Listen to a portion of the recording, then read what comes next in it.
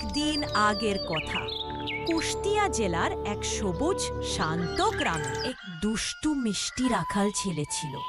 সে প্রতিদিন খুশি মনে মাঠে গরু চড়াতে যেত। একদিন সে গাছের ছায়ায় বসে গরুকে ঘাস খাওয়াছিল এবং দুষ্টুমি করার পরিকল্পনা করছিল। হঠাৎ সে চিৎকার করে বলল, বাঘ এসেছে, বাঘ এসেছে, বাঘ এসেছে, বাঁচাও। গ্রামবাসীরা দ্রুত দৌড়ে এলো। তারা কোথাও বাঘ দেখতে পেল না। সবাই রাগ করল এবং বলল, এমন মিথ্যা কথা বলা ঠিক না। সেদিনকার মতো সে অনেক মজা পেল এবং তার গরুগুলো নিয়ে নাচতে নাচতে বাড়ি চলে গেল। তারপরে সে ঘুমিয়ে গেল।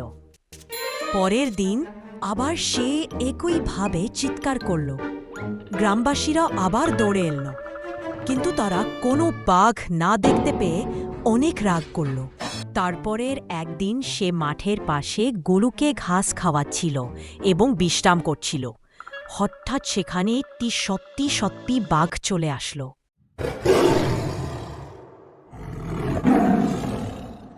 রাখাল ছেলেটি বাঘ দেখে অনেক ভয় পেল এবং চিৎকার করতে লাগল, বাঁচাও, আমাকে বাঁচাও, বাঘ এসেছে, বাঘ এসেছে, বাঁচাও।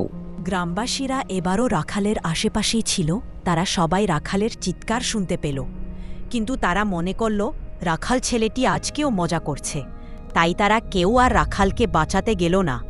অবশেষে বাঘটি রাখালকে খেয়ে ফেলল। আসসালামু আলাইকুম বন্ধুরা, এই গল্প থেকে আজকে আমরা শিখলাম আমরা কখনো মজার চলে মিথ্যা কথা বলবো না, কারণ মিথ্যা বললে অনেক সময় রাখালের মতো জীবনে চলে যেতে পারে। তো সবাই ভালো থাকবেন এবং পরে এরকম ভিডিও পাওয়ার জন্য চ্যানেলটি সাবস্ক্রাইব করে দিবেন এবং অবশ্যই একটি লাইক করতে ভুলবেন না।